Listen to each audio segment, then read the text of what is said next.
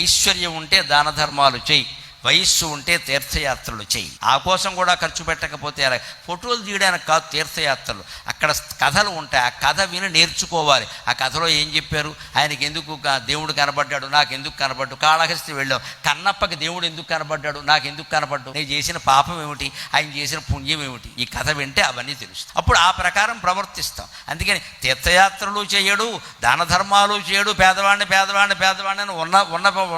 ఉన్నవాడు కూడా పేదవాళ్ళలాగే మాట్లాడతాడు.